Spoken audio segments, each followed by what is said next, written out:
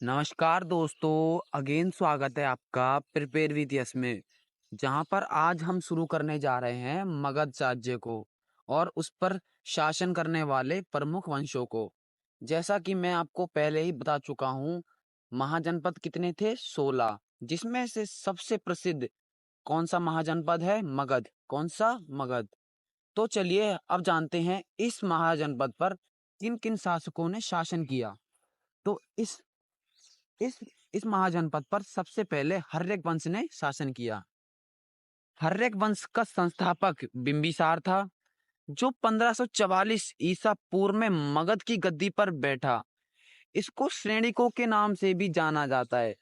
किस नाम से जाना जाता है? श्रेणिकों के नाम से भी जाना जाता है। मगध पर सबसे पहला वंश हर्यक वंश। क्या भैया इससे पहले कोई वंश नहीं था? था, लेकिन उसके कोई साक्ष्य नहीं मिले हैं कि वो था या नहीं था। जिस प्रकार नेक्स्ट लाइन देखते हैं, बिंबिसार ने बृहद्रथ को हराकर अंग राज्य को मगध में मिलाया। इससे पहले बृहद्रथ मगध पर शासन करता था या नहीं करता था, इसकी कोई साक्ष्य नहीं है, लेकिन माना यह जाता है बृहद्रथ वाला वंश सबसे पहला वंश था मगध पर, लेकिन इसके कोई साक्ष्य नहीं है, इसीलिए हर्यक वंश को प्रायोरिटी दी जाती है। आई होप आपको इतना क्लियर हो गया होगा। बिंबिसार ने राजगृह को अपनी राजधानी बनाई। राजगृह को अपनी राजधानी बनाई, डायरेक्ट पॉइंट याद कर सकते हैं। बिंबिसार ने वैवाहिक संबंध स्थापित कर अपने साम्राज्य का विस्तार किया। अच्छा, ये करता क्या था अपने साम्राज्य को विस्तार करने के लिए? कई राज्यों के राजाओं की बेटियों से ये विवाह करता था, जिससे कि दहेज में ये उनसे उनकी जमीनें ले लिया करता था, और इसने ऐसे इसी प्रकार अपने साम्राज्य का विस्तार किया। कैसे करता था ये? विवाह करके। आई होप आपको इतना भी क्लियर हो गया होगा।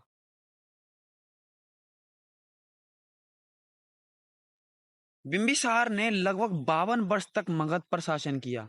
किसने? बिंबिसार ने 52 वर्ष तक मगध पर शासन किया। अच्छा, एक क्वेश्चन बनता है जो बहुत सारे लोगों को नहीं पता है, जनरली ये लोगों को नहीं पता होता है। अगर कोई एग्जामिनर आपसे क्वेश्चन पूछ लिया जाता है कि भारत में सबसे लंबा शासनकाल किस किस शासक का था, तो वो सबसे लंबा शासनकाल बिंबिसार का था, जो कि कई बार बुक्स में नहीं मिलता देखने को। तो आप इसको नोट कर सकते हैं, भारत में सर्वाधिक शासन करने वाला शासक बिंबिसार था, जिसने कि 52 वर्षों तक मगध पर शासन किया। बिंबिसार की हत्या इसके पुत्र अजातशत्रु ने कर दी, और यह 1492 ईसा पूर्व में मगध की गद्दी पर बैठा। कौन बैठा? अजातशत्रु। अच्छा, ये इस हर्यक वंश की एक खास बात है, इसने अपने पिता को मारा, अब इसी का बेटा इसको मारेगा, मतलब कि पिता की हत्या बेटे ने करी और उसके बेटे ने भी उसकी हत्या करी। आगे चल के मैं इस लाइन को आपको और ज्यादा अच्छे से क्लियर करूंगा। बिंबिसार की हत्या किसने करी थी? उसके पुत्र अजातशत्रु ने। अजातशत्रु का उपनाम कुणिक था। क्या था? कुणिक। इसका विवाह कौशल नरेश प्रसेनजीत की पुत्री वाजिरा के साथ हुआ था। किसके साथ हुआ था? वाजिरा के साथ हुआ था। अजातशत्रु प्रारंभ में जैन धर्म का अनुयायी था। किसका था? जैन धर्म का अनुयायी था। अजातशत्रु ने लगभग 32 वर्षों तक मगध पर शासन किया। किस पर शासन किया? मगध पर शासन किया। किसने? अजातशत्रु ने। अजातशत्रु के मंत्री का नाम वत्सकार था। इसकी सहायता से अजातशत्रु ने वैशाली पर विजय प्राप्त की। किस पर विजय प्राप्त करी थी? वैशाली पर। किसकी सहायता से? वत्सकार की सहायता से। और उनके मंत्री कौन थे? वत्सकार। अपने पिता अजातशत्रु की हत्या उदयन मगध की गद्दी पर बैठा। तो देख लीजिए, बिंबिसार को अजातशत्रु ने मारा, अजातशत्रु को उदयन ने मारा। आई होप आपको ये क्लियर हो गया होगा। और फिर ये गद्दी पर बैठता है। उदयन ने पाटलिपुत्र, जैसे कि कुसुमपुरा कहा जाता था पुराने टाइम पर, कुसुमपुरा कहा जाता था, कुसुमपुरा कहा जाता था। उदयन ने पाटलिपुत्र कुसुमपुरा की स्थापना की। यह जैन धर्म का अनुयायी था। किस धर्म का अनुयायी था? जैन धर्म का अनुयायी था। हर्यक वंश के अंतिम राजा उदयन का पुत्र नागदशक था। अच्छा, उदयन ने नागदशक से पहले ही बोल दिया था कि तुम मेरी हत्या मत करना, तुम्हें शासन चाहिए, मैं आपको वैसे भी दे दूंगा। तो ये हत्या से बच गए थे और इन्होंने शासन अपने बेटे के हाथ में दे दिया था। आई होप इतनी लाइन आपको क्लियर हो गई होंगी। चलिए नेक्स्ट। नेक्स्ट अब हम पढ़ने जा रहे हैं शिशुनाग वंश। ये भी मगध पर शासन करने वाला वंश था, दूसरा वंश था। नाग दशक को उसके मंत्री शिशुनाग ने गद्दी से हटाकर 1412 ईसा पूर्व में शिशुनाग वंश की स्थापना करी। अच्छा, जो हर्यक वंश का अंतिम शासक था नाग दशक, उसको उसके जो सेनापति थे शिशुनाग, उन्होंने उसे गद्दी से हटाकर 1412 में शिशुनाग वंश की स्थापना की थी। शिशुनाग ने अपनी राजधानी पाटलिपुत्र से बदलकर वैशाली में स्थापित की थी। कहाँ स्थापित की थी? वैशाली। शिशुनाग ने अवंती तथा वत्स राज्यों को मगध राज्य में मिला लिया। शिशुनाग ने क्या किया था? अवंती तथा वत्स राज्य को मगध में मिलाया था। शिशुनाग का उत्तराधिकारी कालाशोक था। कौन था? कालाशोक था। कौन था? कालाशोक। I hope. अच्छा भैया, आप बोलोगे भैया इसमें तो काफी कम डिटेल है। अच्छा, ये आजकल एंशिएंट हिस्ट्री से खासकर इन वंशों से ज्यादा क्वेश्चन नहीं आते हैं, इसलिए इसमें जो बुक में जो दिया है वो सब कुछ इंपॉर्टेंट है, इंपॉर्टेंट है। इट मीन्स आपको इसमें जो बातें बताई गई हैं सब कुछ याद करनी होंगी। याद तो मैं आपको क्लास में ही कराने की ट्राई करता हूँ। बाकी जो डिटेल मुझे लगता है जरूरी है और लानी चाहिए, मैं हर बार लेके आता हूँ। इसमें मुझे नहीं लगा कि लानी चाहिए, इसलिए चलिए नेक्स्ट पढ़ते हैं अब नंद वंश को। नंद वंश का संस्थापक महापदम नंद था। कौन था? महापदम नंद था। नंद वंश का अंतिम राजा घनानंद था। कौन था? घनानंद था। नंद वंश सर्वाधिक नंद वंश सर्वाधिक धनी राज्य एवं अपनी विशाल सेना के लिए प्रसिद्ध था। नंद वंश किसके लिए प्रसिद्ध था? बहुत सारा धन था और बहुत बड़ी सेना भी थी। घनानंद सिकंदर के समकालीन था। इसको चंद्रगुप्त मौर्य ने युद्ध में पराजित करके मौर्य वंश की स्थापना की। अच्छा, मैं आपको इसका कॉन्टेक्स्ट बता देता हूँ। हुआ कुछ ऐसा था, सिकंदर जो कि यूनानी आक्रमणकारी था, वो भारत पर आक्रमण करने वाला था। इसका पता चाणक्य को पता चलता है और चाणक्य जाते हैं गणानंद के पास और वो उनसे बोलते हैं कि राजा जी, बाहरी शक्ति हम पे आक्रमण करने वाली है। और ये घनानंद काफी घमंडी था, तो ये उन्हें भगा देता है, उन्हें मतलब कि उल्टा फुल्टा बोल के भगा देता है।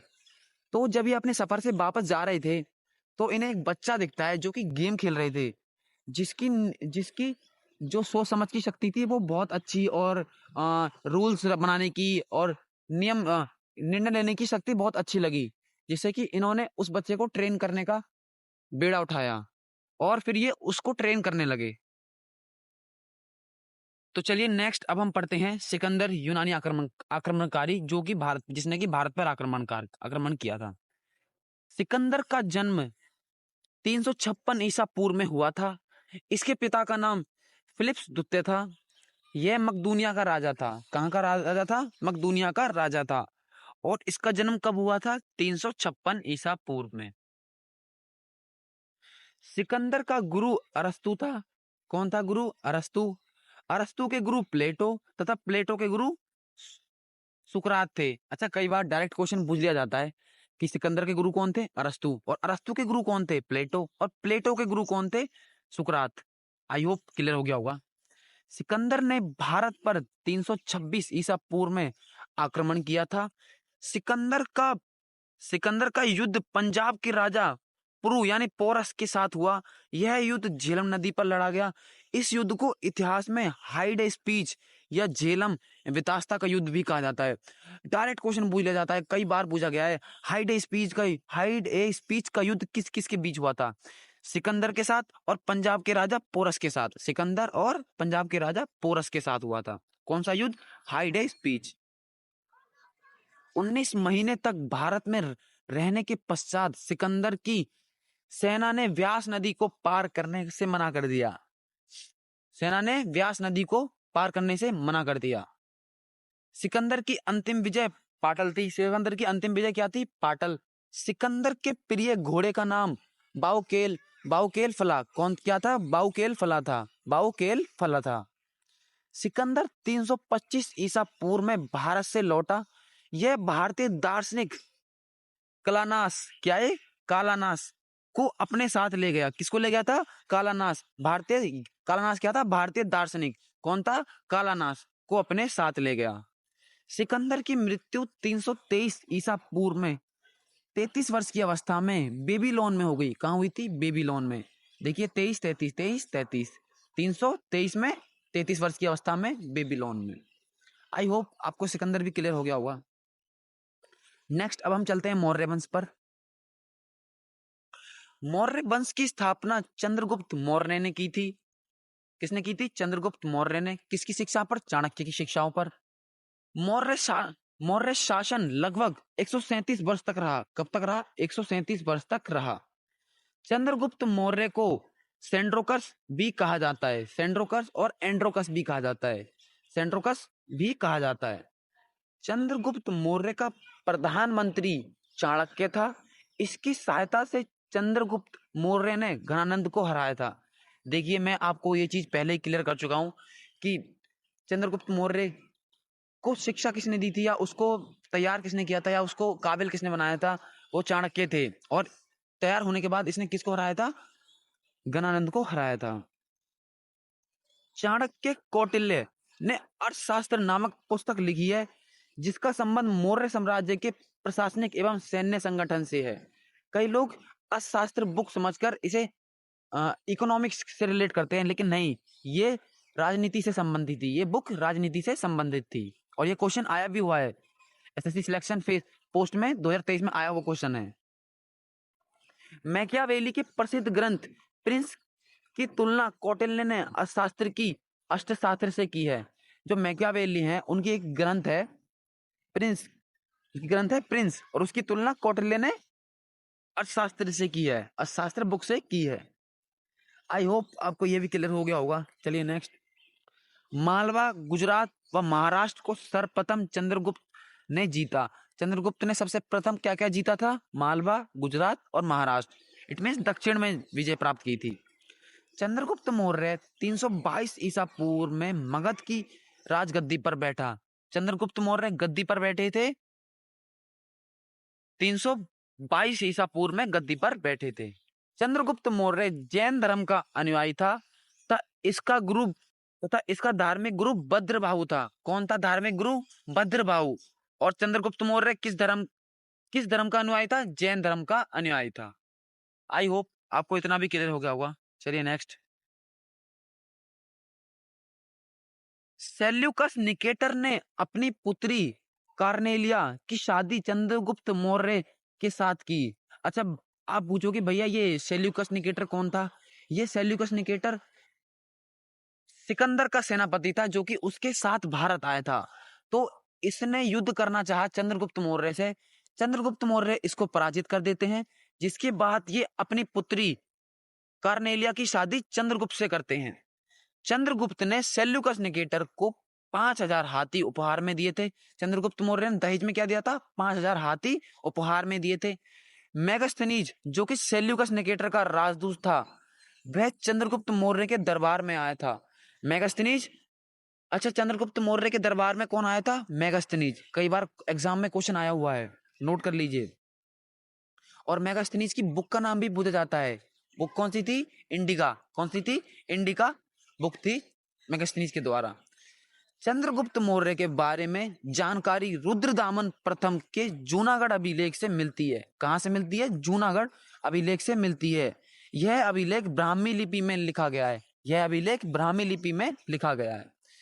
चंद्रगुप्त मौर्य और सेल्यूकस निकेटर के बीच हुए युद्ध का वर्णन एम्पियानस ने अपनी पुस्तक में किया है। किसने किया है? एम्पियानस ने किया है। एम्पियानस ने किया है। आमरण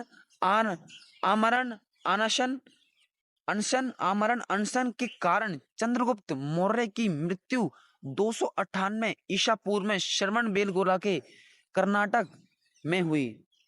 अच्छा, आमरण अनशन ये क्या है? इसे संलग्न विधि कहते हैं, जो कि जैन धर्म में काफी प्रसिद्ध विधि है। जिसमें होता क्या है? कठोर तपस्या की जाती है खाना तथा पानी को त्याग कर। यही तपस्या चंद्रगुप्त मौर्य के द्वारा श्रवण बेलगोला, जो कि कर्नाटक में स्थित है, वहां पर की जाती है, जिससे ये अपने प्राण त्याग देते हैं। नेक्स्ट, चंद्रगुप्त मौर्य के बाद इनके पुत्र गद्दी पर आते हैं बिंदुसार। चलिए बिंदुसार को पढ़ते हैं। चंद्रगुप्त मौर्य का उत्तराधिकारी बिंदुसार था। यह 298 ईसा पूर्व जब चंद्रगुप्त मौर्य की मृत्यु हो चुकी थी पर मगध की गद्दी पर बैठा। कब बैठा? 298 ईसा पूर्व में मगध की गद्दी पर बैठा था। बिंदुसार को अमित्र घात भी कहा जाता है। अमित्र घात का अर्थ होता है शत्रु का विनाश करने वाला, जो कि शत्रु को मार देता है। बिंदुसार को क्या कहा जाता है? अमित्र घात। बिंदुसार आजीवक संप्रदाय का अनुयायी था। अच्छा, आजीवक एक संप्रदाय है, संप्रदाय इसमें कम्युनिटी, जहाँ जैसे कि कई तरह के जो कम्युनिटी यानी लोग होते हैं कम्युनिटी में, तो बिंदुसार किस कम्युनिटी का हिस्सा था? आजीवक संप्रदाय का। बिंदुसार के दरबार में डायमेकस नाम की यूनानी राजदूत को सीरियन राजा एंड्रियोकस प्रथम ने भेजा था। किसने भेजा था? एंड्रियोकस प्रथम ने भेजा था। बौद्ध विद्वान तारानाथ ने बिंदुसार को 16 राज्यों का विजेता बनाया था। बौद्ध विद्वान तारानाथ ने बिंदुसार को कितने राज्यों का विजेता बनाया था? 16 राज्यों का विजेता बनाया था। जैन ग्रंथों में बिंदुसार को सिंहसेन कहा गया है। क्या कहा गया है? सिंहसेन कहा गया है। एग्जाम में क्वेश्चन आया हुआ है, सिंहसेन बौद्ध धर्म में किसे कहा गया है? किसे कहा गया है? बिंदुसार को कहा गया है। तक्षशिला में हुए 2 विद्रोह को दबाने के लिए बिंदुसार ने प्रथम सुसीम तथा द्वितीय बार अशोक को भेजा तथा तक्षशिला में हुए विद्रोह का मुख्य कारण अधिकारियों का दुर्व्यवहार था।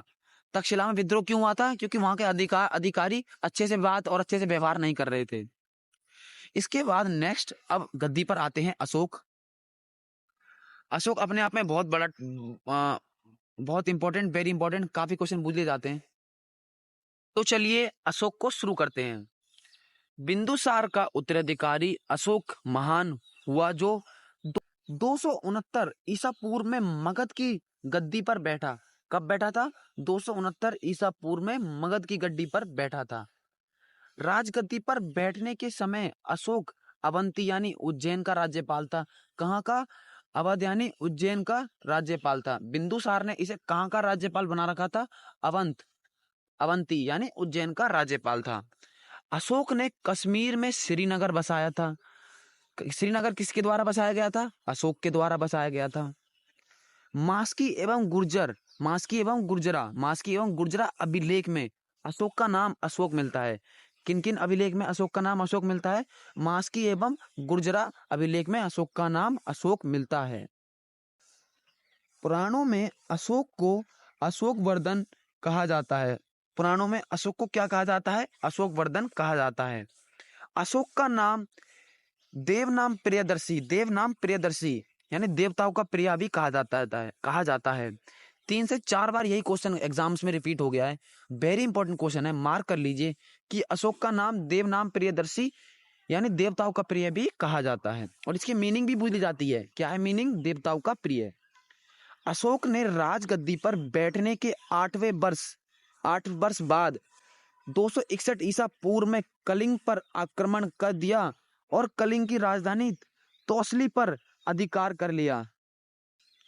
जब इसने ये आक्रमण किया, इसकी जीवन ही मतलब इसका लाइफ ही चेंज हो गई। इस आक्रमण करने के बाद इतना नरसंहार किया इसने, इतना नरसंहार किया कि इस पे देखा भी नहीं गया और इन्होंने तुरंत ये चीजें छोड़ दी कि मैं अब युद्ध बुद्ध नहीं करूंगा। कलिंग के युद्ध के भयंकर मारकाट को देखकर अशोक को बहुत दुख हुआ और इसने कभी भी युद्ध ना करने का निर्णय लिया। इस युद्ध के बाद अशोक ने बौद्ध धर्म अपनाया। अशोक ने बौद्ध धर्म कब अपनाया था? कलिंग युद्ध के बाद। क्यों अपनाया था? इतना नरसंहार देखने के बाद इसने शांति को चुना और इसने बौद्ध धर्म को अपना लिया। और ये क्वेश्चन पूछा जाता है, इसने कितने वर्ष बाद गद्दी पर बैठने, कितने वर्ष बाद कलिंग का युद्ध किया था? 8 वर्ष के बाद किया था। आई होप आपको इतना क्लियर हो गया होगा। अशोक के प्रधानमंत्री का नाम राधागुप्त तथा अशोक के धार्मिक ग्रुप का नाम उपगुप्त था। धार्मिक ग्रुप उपगुप्त और प्रधानमंत्री राधागुप्त थे। आई होप क्लियर हो गया होगा। राधागुप्त की सहायता से मौर्य शासक अशोक ने मगध का सिंहासन प्राप्त किया था। मगध का सिंहासन किसकी मदद से प्राप्त किया था? राधागुप्त की मदद से प्राप्त किया था। अशोक की माता का नाम सुभद्रांगी था। क्या था? सुभद्रांगी था। वह चंपा के एक ब्राह्मण की पुत्री थी। किसकी थी? चंपा। चंपा जो कि एक महाजनपद था। चंपा की ब्राह्मण की एक पुत्री थी। आई होप आपको यहाँ तक सारी बातें क्लियर हो गई होंगी, सारी चीजें आपको क्लास में याद हो रही होंगी। चलिए नेक्स्ट पढ़ते हैं।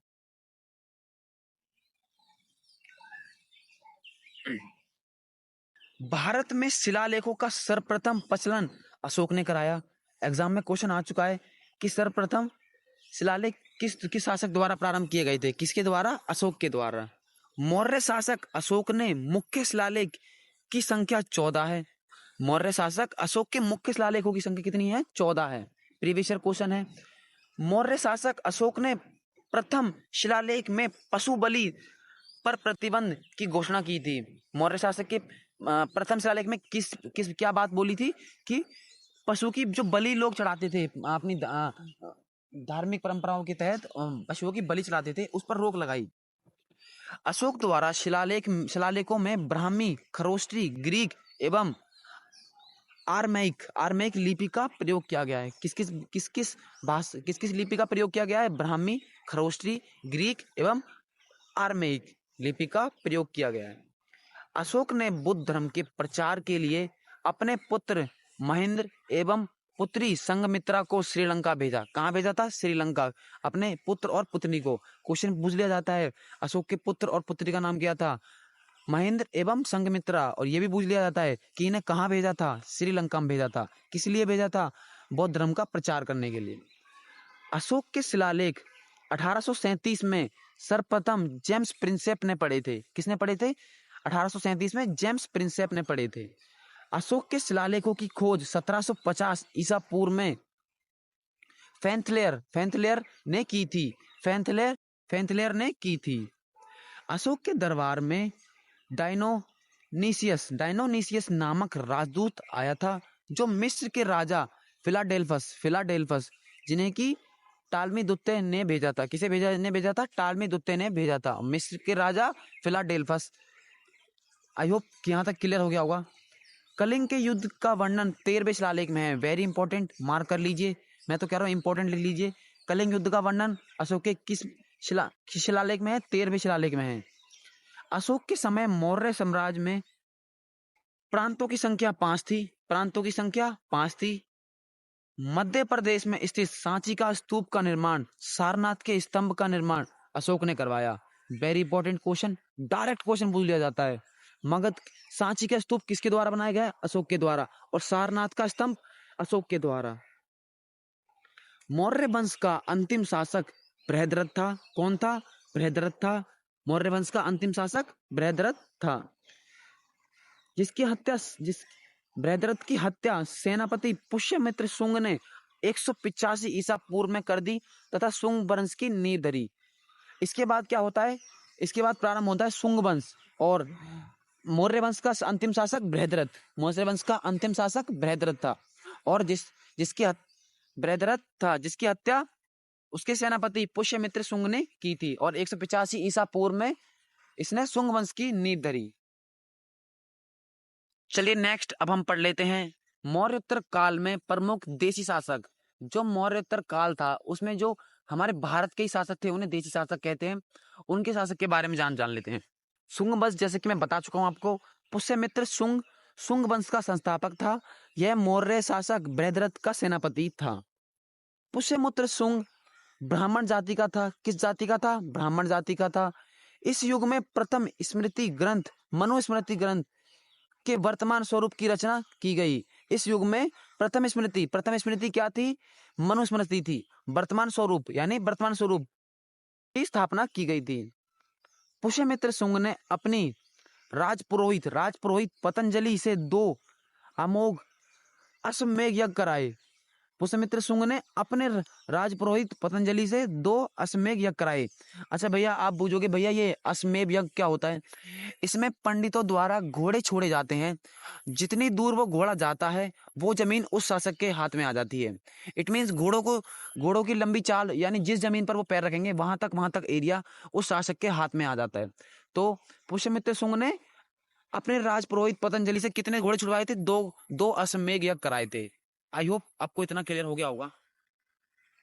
पुष्यमित्र शुंग को कलिंग नरेश खारवेल ने पराजित किया था। पुष्यमित्र शुंग को किसने पराजित किया था? खारवेल ने।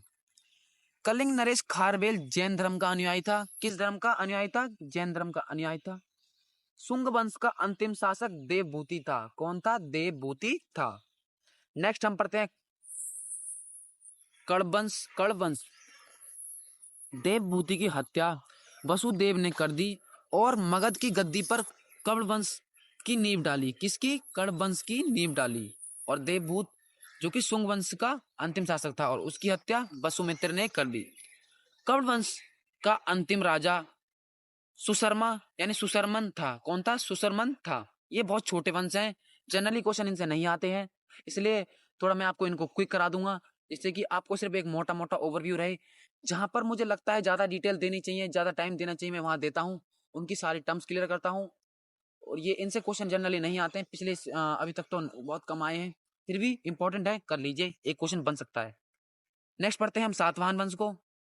सातवाहन वंश की राजधानी प्रतिष्ठान यानी पैठान थी, जो महाराष्ट्र के गोदावरी नदी के किनारे थी। कहाँ थी? महाराष्ट्र के गोदावरी किनारे थी। सातवाहन वंश को आहार या राष्ट्र नामक उपविभागों में विभाजित किया गया था। किन में? उपविभागों में विभाजित किया गया था, जिनका अर्थ जिला था। सातवाहन वंश को आहार या राष्ट्र नामक उपविभागों में विभाजित किया गया था, जिनका अर्थ जिला था। आई होप कितना क्लियर हो गया होगा। चलिए नेक्स्ट। सातवाहन वंश की भाषा प्राकृत और लिपि ब्राह्मी थी। क्या थी? भाषा कौन सी थी? प्राकृत और लिपि ब्राह्मी थी। सातवाहनों में मातृसत्तात्मक सामाजिक व्यवस्था थी। मातृसत्तात्मक क्या होता है? कि वहां माताओं की ज्यादा चलती है, माताएं ज्यादा रूल करती हैं, माताएं बताती हैं क्या करना है क्या नहीं करना। ब्राह्मणों को भूमि दान में देने की प्रथा का आरंभ सातवाहन वंश के शासकों ने किया। किन्होंने किया था? क्वेश्चन पूछ लिया जाता है, सर्वप्रथम ब्राह्मणों को भूमि देने की प्रथा किसने प्रारंभ की थी? सातवाहन वंश ने प्रारंभ की थी। गोमती पुत्र सातकर्णी इस वंश का सबसे शक्तिशाली एवं महान राजा था। कौन था? गोमती पुत्र सातकर्णी। कौन था? गोमती पुत्र सातकर्णी। गोमती पुत्र सातकर्णी ने राजा को महाराजा की उपाधि धारण की थी। किसने? गोमती पुत्र सातकर्णी ने राजा और महाराजा की उपाधि धारण की थी। आई होप आपको ये सारे वंश क्लियर हो गए होंगे। और नेक्स्ट हम आगे पढ़ेंगे जो मौर्य काल था, जिस समय मौर्य काल टाइम पीरियड था, उसमें जो कुछ विदेशी शासक भी आए थे भारत पर, जो विदेशी शासक शासन कर रहे थे, उनके बारे में हम कल से पढ़ेंगे। बाकी मैंने आपको समझाने की पूरा ट्राई किया है। बाकी अगर आपको कोई भी किसी भी टर्म्स में कोई दिक्कत हो या फिर मैंने कुछ क्लियर ना किया हो और मुझे आप एक बार कमेंट कर देंगे, मैं जरूर उसे क्लियर कर दूंगा। बाकी जब तक के लिए, अगर आपको वीडियो पसंद आई है तो लाइक जरूर से कर देना। बाकी जब तक के लिए thank you, tata, bye bye, take care.